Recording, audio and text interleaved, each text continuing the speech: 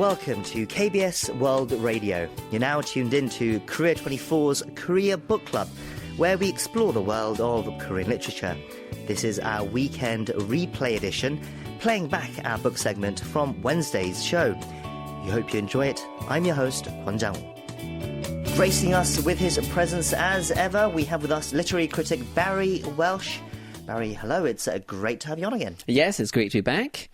Okay, so I'm excited about this one. You said it's a good one as soon as you came in today. Right. So what book are you introducing to our listeners today? So this week we're reviewing a novel called The Consultant. The Korean title is just Consultant, and it's by Im Seong-sun. It was originally published in Korean in 2010, and it was translated into English by An Seon Jae and published in English this year. And as well as being Im's first work to be translated into English, The Consultant was also his debut novel. But remarkably, since writing The Consultant, he's been highly prolific and has written 10 more novels in the intervening years, including a sci-fi novel called Uroboros, which won the Korean SF Award. Translator An Seon Jae is, of course, a very prolific and acclaimed translator of novels, poems and short stories, including The Picture Bride and The Poet and many others that we've reviewed. And The Consultant is a gripping crime novel about a hired killer, a type of assassin who works for a mysterious organization that orchestrates the deaths of business competitors, inconvenient family members, muckraking journalists, or indeed anyone who might be causing problems for the company. They refer to this process as restructuring, and the novel is a thriller in a sense, but it has many layers and is really a pitch-black satire about capitalism, consumerism, exploitation, and the difficulties of succeeding in Korean society in the 2000s. I think crime fans and highbrow literature lovers in general will find lots to enjoy here, and I thought it was a skilled depiction of corruption that lies beneath the surface of our polished modern society. Right, so it's a dark thriller / satire, you said. It sounds intriguing. Can you give us a brief overview of the plot and the main characters? Because you said it's about a hired killer and assassin, but it's not quite as straightforward as that, right? Yeah, right. So the story begins with our unnamed narrator as a young man in Korea in the late 90s and early 2000s.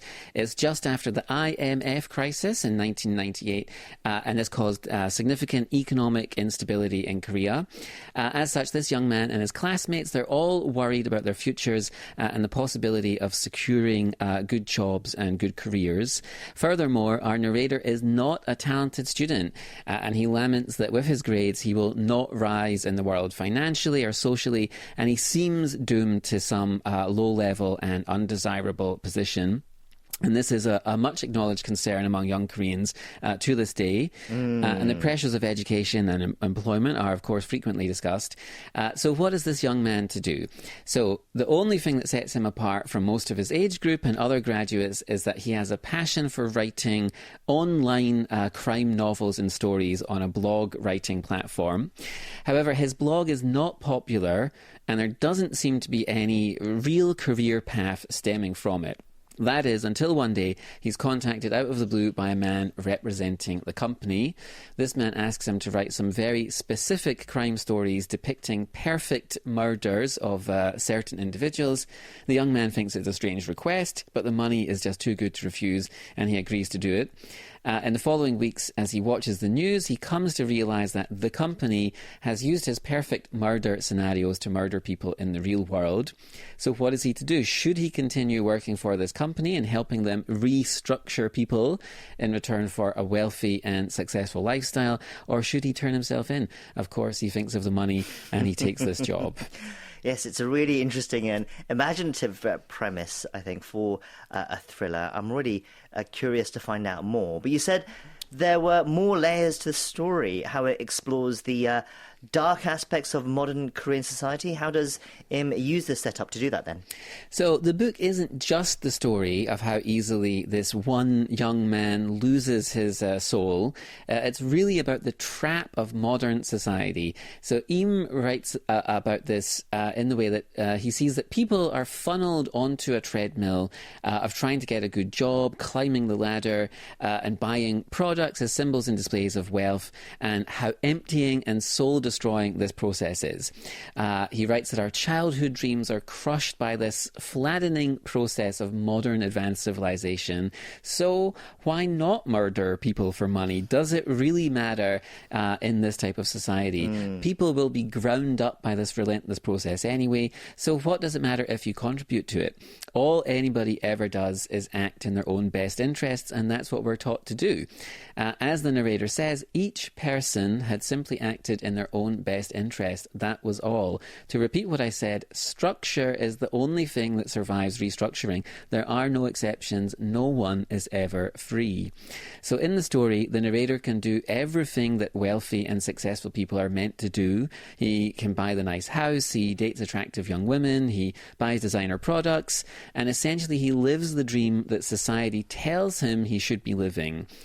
So externally he's successful, but then as he gets deeper into his work, he has a crisis of conscience, and of course everything starts to fall apart. Okay. You said this story is also a comment on consumerism earlier. I'm assuming that this part of the narrator's journey is where that aspect of the story comes in. Right, exactly. So I don't want to give away the later sections and the later developments in the novel, but Im is drawing a link between what the protagonist is doing, restructuring people, arranging these deaths, and what the average person on the street is doing. So Im is saying in this story about his unnamed protagonist that we're all guilty of deaths and exploitation of innocent people in some way or other.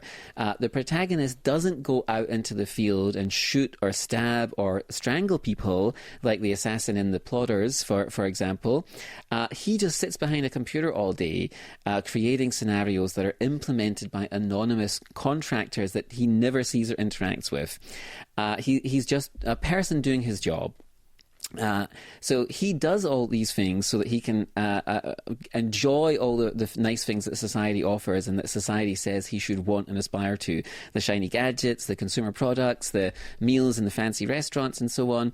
And in the final section of the novel, Im connects this sort of desire to have these things with that we all share with the exploitation and murder that lie behind the shiny gadgets that we all want to possess.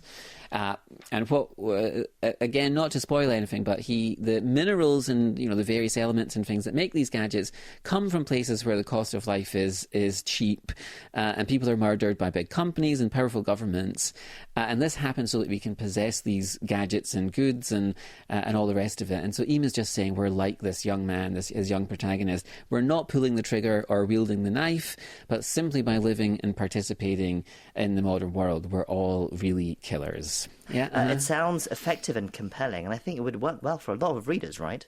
Yeah, I thought absolutely. I think this is a book that has broad appeal.